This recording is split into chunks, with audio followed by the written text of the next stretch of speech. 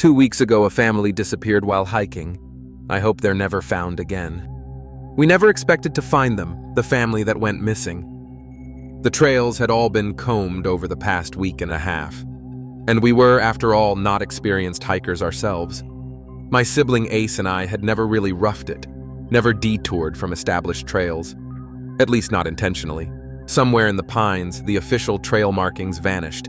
Our phones lost all signal, and the narrow track we followed wound upwards along the steady slope through the trees before finally petering out into nothing. We were about to turn back when we spotted just ahead a clear, smooth patch of land with the remnants of a stone circle for a campfire and some discarded soda cans. Ace grumbled and went to collect the cans, only to call out to me when they found a bright pink backpack. Inside was a notebook, a crumpled paper lunch bag, and a sloth plushie. "Found a snack for you." Ace tossed me the lunch bag. "Dude, that is foul." Catching the bag, I caught a whiff of the rot inside remnants of a sandwich, now stale and furry, and a mushy apple. I plucked out the mushy apple and flung it at my older sibling, who swore and ducked. Then together we both examined the backpack. The same thought must have crossed both our minds. Then what if the backpack belonged to the family that went missing? We'd strayed off the path. What if this was the same way they came, only they got lost and never found their way back? According to the news, the family parents, Patty and Joel, their daughter Emily, and Patty's brother Mike, all went missing during what was meant to be an overnight backpacking trip. Witnesses saw them park their car at the trailhead and hike into the crisscrossing, well-worn trails of the pines. That was over a week ago. Now I squeezed the sloth plushie, its fur matted from being cuddled so long. Could this have been the daughter's Ace? Flipped through the notebook, showed me a long-haired stick figure, sketch of smelly Uncle Mike. We both smirked, but stopped smiling when flipping to the inside cover revealed a scrawled name, Emily B. Emily, and her Uncle Mike. "Those were the names, right?" I said. Chilled. "Shit." "Yeah." Ace turned to eye the woods around us. "We need to let the authorities know." The afternoon sunlight slanted down on us. There were no other traces of the family around the campsite. They'd clearly packed up and trekked on from here, but which direction I scoped out the woods, wandering further out. Something pink fluttered in the distance. "Rowan." "Don't get lost," Ace called. I clambered up through the bramble and over dead leaves and snatched up the pink fabric caught on a fallen trunk. "It's a girl's sweater," I hollered. Nearby, a trail wound up the slope. Ace's lanky figure remained rooted far below for several moments. Then they riffled in their bag and wrapped some blue tape around a branch by the campsite. They disappeared further downwards, probably to mark where the trail we'd been following petered out. Finally, they clambered up to me. I stood waving the pink fabric impatiently. "Don't go running off," began Ace. "Look." I turned the collar of the sweater inside out to show the tag on which was written in Sharpie, Emily B. "It looks like there's a trail that goes up that way," I added, pointing along the slope. "That's not the way we came from, though." Ace squinted up the slope and then back toward the campsite. "We're way off track." They tore another piece of blue tape from the roll and added it to a branch nearby. "We have to find them," I began. "We could get just as lost as they are. Ace, we can't abandon them." "Rowan." Ace's eyebrows drew together. "We need to call this in. If we wander off into the woods, we might as well just put ourselves on the missing persons list." Back and forth we argued. I'm the rash and stubborn one. Ace is the analytical, equally stubborn one. Ever since we were kids, I was always the dreamer ready to set sail on some grand adventure. On my wrist, I wore a bracelet reading, "All who wander are not lost," whereas my older sibling followed only carefully charted paths, believing only in hard facts and never in airy possibilities. Today, the moment they suspected we were off trail, they'd started marking branches with their blue painter's tape and building piles of rocks alongside the path. After assessing the facts of a situation, they made their mind up solid as bedrock. You'd move a mountain before you could move Ace. But you'd stop a bullet train before you could stop me, and I growled. Think of Emily. I pointed into the woods. She's out there, and she needs her sloth. And if we leave and lose all trace of that lost little girl forever, I will never forgive you. Hesitation on Ace's face. The sun was sinking lower in the afternoon sky, chills starting up my arms, the rays a burning orange that turned Ace's mop of brown hair into a golden halo, but darkened their features so I could barely see their scowl. If we were going to find this family before nightfall, we had to start looking now. Ace made a frustrated sound in the back of their throat. Finally, they swore, took out their roll of blue tape and slammed it into my hand. This is the stupidest thing you've ever done. But fine, you do what you're gonna do, and I will go call it in and then come back for you. I'll follow your trail. If you get lost and starve out here and die, I will never ever forgive you. Mark, every fucking tree, Rowan. I will promise. I will. My sibling hugged me hard. Then they spun on their heel and left. And for the record, they shouted over their shoulder, "You are a total moron." I flipped them the bird, without even looking back to see this gesture. Ace was already raising their arm to flip me off in return. Then I turned and scoured the slope above. There, it was right there, a well-trodden path winding upwards. I marked it with the tape and started hiking. The temperature seemed to drop as I ascended, as if the air up here was thinner, colder. But the trail itself was wide and free of debris, the afternoon sunlight filtering through the pines and dappling the leaf-strewn trail. It was an easy, uneventful climb, so easy I nearly forgot to mark the trees. It seemed pointless with the path being so clear. I only put up the tape because I'd promised my sibling making sure that each blue ribbon was in eyeshot of the last. I'd been hiking for about 40 minutes when the path opened up suddenly in front of me, the slope leveling off. And there, amidst the trees in a small, clear patch, there was a cabin. A pink thermos sat on the front steps. I rushed over and snatched it up. The surface was covered in stickers of anime characters. Emily's. But then a question entered my mind. Why isn't the cabin on our map? I knew it wasn't on the map because Ace had checked the map relentlessly the moment they realized we were off trail. Maybe it wasn't there because the map was too old, or because the cabin was privately owned, or maybe we'd strayed so far that both the path I'd hiked and this cabin were in an entirely different area. But none of that would explain why the missing family had found this cabin entered, and remained missing still. They must still be inside. With that thought, dread ballooned inside me. If I opened the cabin door, what would I find? Suddenly, I very badly wished that my sibling were with me. I've always been the superstitious one who gets nervous about walking through graveyards at night. Ace never worries about flickering lights, or haunted cemeteries, or unknown horrors. Ace sees only electrical problems, or soil filled with decaying organic matter. Their fears are always practical: unpaid bills, authoritarian laws, muggings, or violence. Never ghosts, curses, or whatever was waiting in that cabin. I glanced down at the plush sloth in my hand and back at the ajar door. The windows were cracked and dark. Grime caked the glass. The steps creaked as I reached for the door, and I felt my nose wrinkle and my stomach clench because of the smell. A terrible smell. It came wafting on the air, like garbage and sewage and meat left out to fester.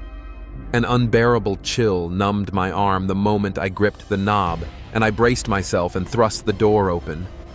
To my surprise, not only was the cabin brightly lit, but several faces turned toward me.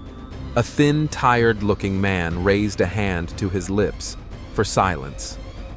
"What? Are you Joel?" I asked. The man motioned to his lips again more desperately. A woman at the seat across from him glared at me and shook her head. Her mouth had strange markings across her lips, like she'd drawn stitches over them. A little girl next to the woman looked at me anxiously, her eyes widening as she noticed the tattered sloth in my hand. The last person, a long-haired man seated next to the tired-looking man, did not turn around in his seat or move at all, and I could only see the back of his head. All four of them had their hands holding each other's on the table, except for the finger that Joel had raised to silence me. He motioned me to sit in the chair to his left. This was so strange, I had so many questions. I came over and pushed the sloth toward the little girl, saying, as I sat down, "Are you Emily? People have been shh." Again the finger at his lips in a stern reprimand, and then the door to the cabin slammed open. I yelped, gasping, as a hand gripped mine firmly. Joel had hold of my arm. He jerked me closer and pointed to himself to his eyes and closed them. I glanced to his wife, his daughter already with their eyes squeezed shut. That was all the warning I had before I heard the footsteps, and I started to turn my head. His fingers dug into my arm. I squeezed my eyes closed. Something stepped inside through the open door. Thud, thud. The scuff of footsteps on the wooden slats, and the sound of chuckling. There was something vaguely familiar about the voice. I couldn't place it, but the longer I listened, the more familiar it seemed, like a word on the tip of my tongue, or a name I couldn't quite remember to a familiar face. The footsteps and the soft cackling drew closer. There was also something unpleasant with the footsteps. A smell, the waft of something rotten, or maybe of body odor, and then a whisper in my left ear, as if lips were just next to my skin. A cold, rotten breath. I think it whispered my name. The fingers on my arm tightened in warning. The whispering moved now to my right ear. Thud, thud. The footsteps moved around the table. I almost opened my eyes to see who or what was in the cabin with us, but instinct told me not to look. The steps circled around the room and then receded out the door, which clicked shut. The pressure on my hand eased and I opened my eyes. The first thing I saw was 4 faces turned towards me, 3 of them anxious and worried. Joel, his wife Patty, with her stitched lips. Oh God, were the stitches real? Their little daughter Emily. But the 4th face, I gasped, and Joel's hand squeezed mine again hard, reminding me not to speak or scream. Sitting next to Joel was the long-haired man who must have been Uncle Mike in a worn jean jacket, recognizably the long-haired stick figure drawing from Emily's notebook. But where his eyes should have been were gaping bloody sockets, and his mouth was also stitched with thick black thread. Joel tapped a finger on the table and pointed to the center. For the first time, I saw the words etched into the wood. Speak and be silenced. Look and be blinded. Leave and be bound. When the last chair is filled, you will be free. My gaze lifted again to Uncle Mike, and then passed across the faces of the other 3 looking at me with anguish. I bolted upright, but Joel seized me, shaking his head fiercely. He jabbed a finger at Emily. At first, I thought he was saying, "Don't you dare abandon my daughter." But then I realized he was pointing at her hands. She had not reached to pick up her sloth, despite having looked longingly toward it. Then I saw the little girl's frightened eyes drift from me to her hands, her hand holding her mother's and her other hand on the table. They weren't holding hands. Their hands were nailed to the table. Joel squeezed my arm again and mouthed the words, "Leave and be bound." All the air left my lungs. I collapsed back into my seat. The wheels of my mind ground to a halt with panic. Impossible was all I kept thinking. Impossible. Impossible. Terror numbed my brain, blocking all rational thought. Who was keeping them captive? Why? And why did their captor sound so familiar? Next to me, Joel still held a grip on my arm but used his other arm to push the sloth to his daughter.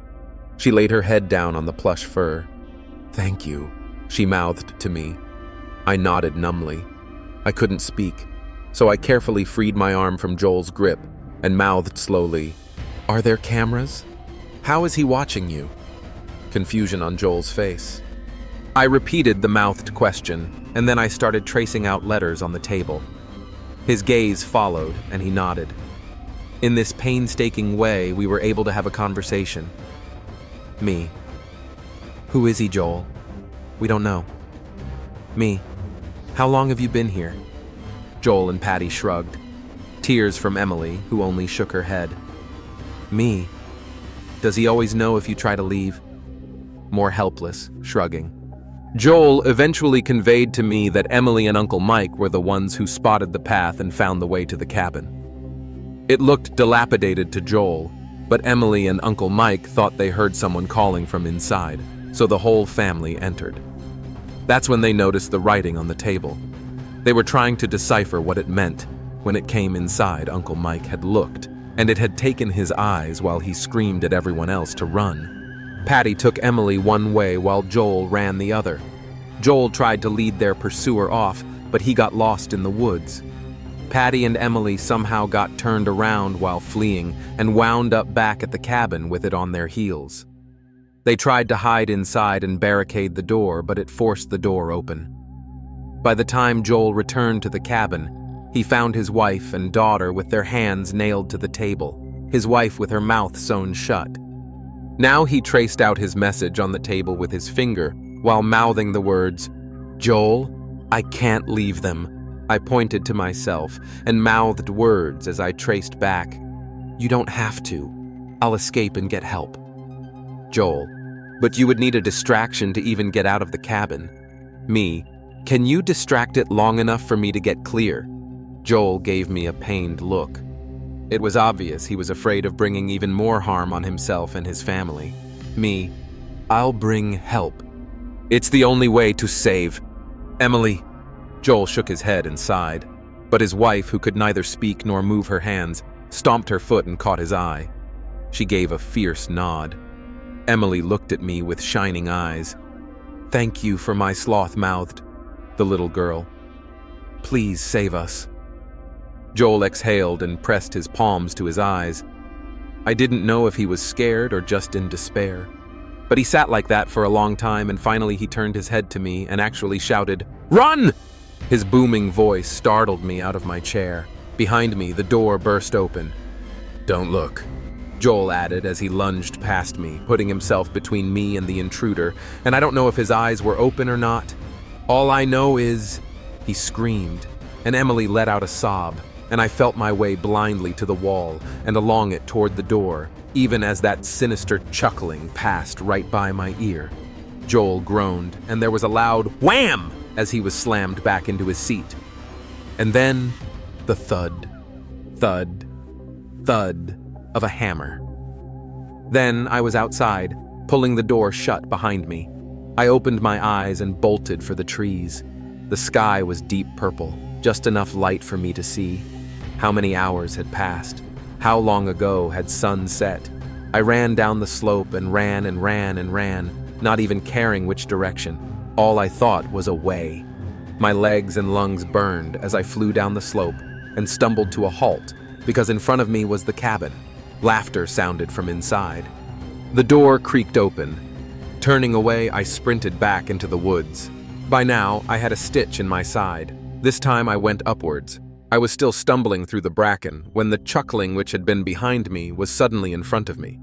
No matter how many times I tried to go deeper into the woods, the laughter of that maddeningly familiar voice kept returning too close, herding me back and sometimes calling my name, "Rowan." And then I was at the cabin again, all the wind gone from my lungs, the voice whispering my name just behind me. "No!" I rushed inside and slammed the door shut. Joel's hands were nailed to the table. His eyes were squeezed shut. Patty and Emily looked at me in despair. I took my place quickly. Then the door burst open. Thud, thud, footsteps clunking fast after me, and then that rotten breath wafting into my ear, heavy and close fingers squeezing into my shoulder, panicked, flailing. I fought blindly against my assailant's grip, my fist connected with a smack against skin and bone. But the person was unfazed, the grip tightening stronger than ever, and the thing was laughing. Laughing in my ear. "No!" The scream tore from my throat. "Rowan!" Its eerily familiar voice growled in my ear. It didn't sound human, and yet I knew its voice familiar. The way a tune is familiar when you've forgotten the words. A tune like a lullaby. Like I'd known this thing from before I was even born. "Let me go!" I shrieked. I screamed. I spat. I fought with everything I had. But its powerful grip only dug in harder, more painfully like talons. I felt myself dragged, writhing from my chair, my heels scraping across the floorboards as it hauled me across the cabin floor. "Rowan. Rowan, stop it. It's me. Ace." Suddenly, it was just a voice, a human voice barking at me over and over as I was hauled down the creaking steps and into the dirt. Ace's lanky silhouette leaned over me, their face flushed as they panted with exertion. Gasping, I blinked up at my sibling. The sun was so low in the sky that the stars shone through the skeletal branches. "Ace!" I groaned. "Yes! Thank fuck!" gasped Ace, dropping down into the dirt beside me. "Oh, thank fuck. I think you broke my nose. What happened? What happened? Hell, if I know. Why were you sitting in there holding hands with rotting corpses?" Corpses. I whirled to look back at the cabin. We were in the dirt just below the front steps. The door hung open. Inside was dark, but the smell that wafted out made my stomach buck. Ace snatched my arm and pulled me towards the trees. "Let's get the fuck away," I jerked back instinctively. "But Emily," I said. I was too confused to do much more than cast a quick look behind me as my sibling tugged me into the pines. The cabin looked even more dilapidated than I remembered. The window panes cracked and missing, and the roof sagging like it was about to collapse. Through the darkness of the open door, I could make out vague shapes, still and solemn, positioned around the table. And then Ace was pulling us into the bramble. I asked why we didn't take the path back down, and my older sibling snapped, "There's no path. I was barely able to find your markers." It felt like I was lost between dream and wakefulness in some strange limbo, while Ace shined their phone flashlight around, trying desperately to catch the beam on the occasional blue tape wound round branches or on piles of stones or pieces of clothing tied around trees. Apparently, Ace had supplemented my trail with their socks, a headband, and other items from their pack. Even so, it was harrowing, trying to find our way through the darkening twilight. We reached the campsite just as pitch black descended. "Are the police coming?" I asked. "No." Ace still had hold of my hand as if afraid to let go. I didn't get very far before I decided I'd rather die being stupid with you than go for help and risk losing you. Oh, so there were no authorities coming to look for us. We built a small fire and huddled together to wait for dawn while Ace told me slowly, haltingly, what they'd seen. They followed my blue tape trail to the cabin and found me sitting at the table, eyes squeezed shut. When I didn't react to my name being called, they noticed the family appeared to have simply died, sitting around the table holding hands. And I was holding their hands too. It freaked them out. Then they saw one of the family had no eyes, that the eyes had been wrenched out, and one of the eyeballs was held in the free hand. The man had apparently plucked out his own eyes. Between this and the reek of decomposition, Ace rushed out and threw up. When they finally stopped being sick and came back inside to get me, I came bursting out past them and ran, and they chased me around the cabin 2 or 3 times before they found me, sitting back in the chair holding hands again. That's when they grabbed me and I punched them in the nose. "Oh," I said quietly, and then dreading the answer. "Did you see anything on the table?" Ace was silent for a long time before grunting. "Yeah, something about when the last chair is filled. And it was freaky as shit because all the chairs were filled except the last one." A strange laugh bubbled in their throat. "You know, I almost felt like sitting down." Weird impulse. Thank God you didn't, I thought. It was Ace's total lack of imagination, their dismissal of that thought as nonsensical, that probably saved them and me. We waited until the sky turned gray, and then we finally staggered to our feet and found our way to the deer trail and back to civilization, where we reported our finding of the missing family. but the family is still missing. The authorities got as far as the campsite before being unable to follow our markers. They are all still there, their spirits trapped within that cabin, nailed for eternity, for as long as their souls will have to wait. Waiting for me to bring help. I'm sure I could find my way, but I'm too afraid I don't know what happens if that last chair is filled. I know something will change, but the thought of it happening fills me with the deepest, most terrible dread. If I tell you where to look, will you go and save Emily? You wouldn't be stuck forever, I don't think. When the last chair is filled, you will be free. Thanks for watching this video. If you like this video, drop a comment below. And please like, share and subscribe my channel.